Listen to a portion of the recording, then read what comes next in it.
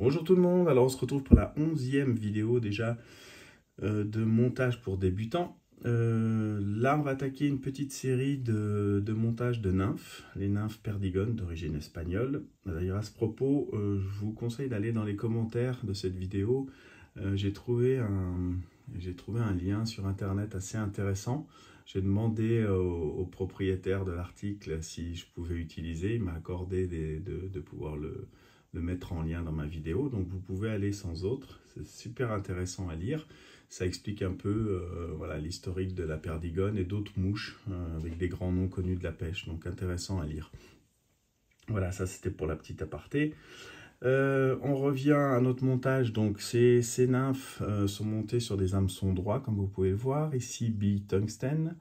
On a une bille tungstène classique non fendue, ça je vous expliquerai par la suite les différences, on verra ça sur le prochain montage, on utilisera une fendue, donc ça c'est une classique, donc le petit orifice doit se trouver à l'avant et la partie évasée à l'arrière. Pour centrer notre bille, vous voyez elle a tendance à tomber un peu sur le bas de la hampe, on va utiliser quelques tours de fil de plomb, comme ceci. Alors ça va, je le conçois, alourdir un peu la nymphe, mais on veut quelque chose de toute manière d'assez lourd. On peut faire avec du fil de plomb très fin, voire même avec un amas de fil.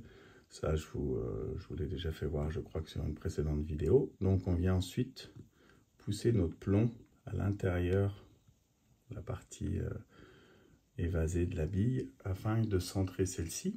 Je vais utiliser, alors là, normalement on monte une noire à cul rouge. Bon, ben moi, le rouge sera remplacé par du orange fluo parce que voilà, j'ai pu remarquer que sur cette nymphe aussi, le fluo, les UV ont une incidence. Donc c'est juste, après vous pouvez la monter, la classique avec le rouge, hein, fonctionne aussi très bien. J'ai choisi bille argent. Après on peut mettre bille cuivre, bille or. Ça c'est libre à chacun. L'argent, ce modèle-là est un modèle que j'utilise, donc fonctionne, il n'y a pas de souci. Donc on va aller, là j'ai utilisé donc un fil stomac, vous voyez qui est un peu plus épais qu'un fil de montage pour faire mon sous-corps. Alors il y a plusieurs écoles sur les perdigones, il y a ceux qui veulent des corps très volumineux, c'est-à-dire toujours en fil, mais volumineux en termes de taille, et puis ceux où vraiment ils vont faire un passage, style comme un chironome, un passage de fil de montage sur l'hameçon et le corps pour eux, ce qui est un peu la base, hein. C'est quelque chose de très fin, voilà, vous lirez dans l'article, tout est mentionné à ce propos. En cercle, on va utiliser du pardo, donc comme ceci. Donc c'est des plumes un peu mouchetées, elles ont la particularité de bien briller et puis d'être un peu plus rigides qu'un coq traditionnel. Donc on va prélever notre plume, voilà, sur le cou, ou si vous achetez les plumes déjà séparées, on va prélever une petite pincée comme ceci, que l'on voilà, on tourne et on va la placer sur l'arrière et surtout sur le dessus. Ici, on va faire donc un petit tag, c'est-à-dire une partie qui va être visible, ce orange va rester visible sur la nymphe. Voilà, c'est quelques millimètres ici pour vraiment faire un point lumineux sur la nymphe. Et puis le reste, on s'en sert pour faire notre sous-corps. On va couper la plume justement, pour qu'elle puisse aller, voilà, se mettre ici. Donc là, l'orange, on aura terminé. Donc on va faire un whip finish.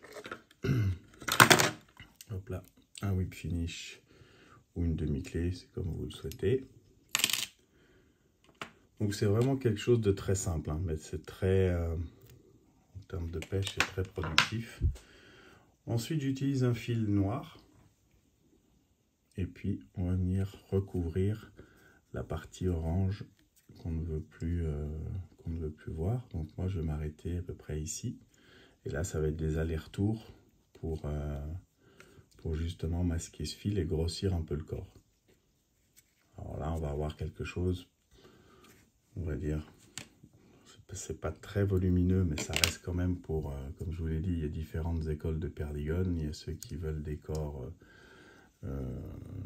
volumineux et les autres rachitiques. Voilà, là on est un peu sur le médian. Juste regardez que vous avez bien, voilà, l'avantage d'un étau rotatif, c'est qu'on peut contrôler rapidement sur la partie qui est derrière, que notre fil a bien recouvert tout le montage. Voilà, votre montage est quasiment terminé. Hop, on en fait 2 histoire de. Et puis ensuite, soit vous avez la possibilité, c'est d'utiliser un vernis classique transparent, soit alors résine UV. Moi j'utilise le laser antique, même pour ce montage un peu, j'aime bien la version épaisse de cette, parce qu'on pose une goutte comme ceci, ça nous laisse le temps de saisir l'aiguille et autres. Alors là on essaye de pas aller sur le, on va sur le orange mais pas aller sur les cercles pour pas les rigidifier, et puis on en met de part et d'autre. Voilà, ça va lui apporter une meilleure pénétration dans l'eau encore. On grossit un peu le corps, surtout on protège la nymphe des dents des poissons. Et voilà, un petit coup de lampe UV laser. Et là, c'est parfait. Votre nymphe est terminée, donc vous avez effectué votre première perdigone. Voilà. Donc écoutez, vous voyez, rien de bien compliqué. C'est assez simple. Il y a plein de modèles différents à faire. Après, on peut utiliser des fils brillants. On peut utiliser... le prochain montage sera avec un fil tincelle. Un tincelle plat. Donc vous verrez. Puis on utilisera une bille aussi différente. On peut même utiliser un hameçon différent. Je vous ferai voir un peu quelques variantes qui peuvent être utiles à avoir dans ces boîtes pour pêcher. Et puis ça, c'est quelque chose qui fonctionne très très bien. Voilà.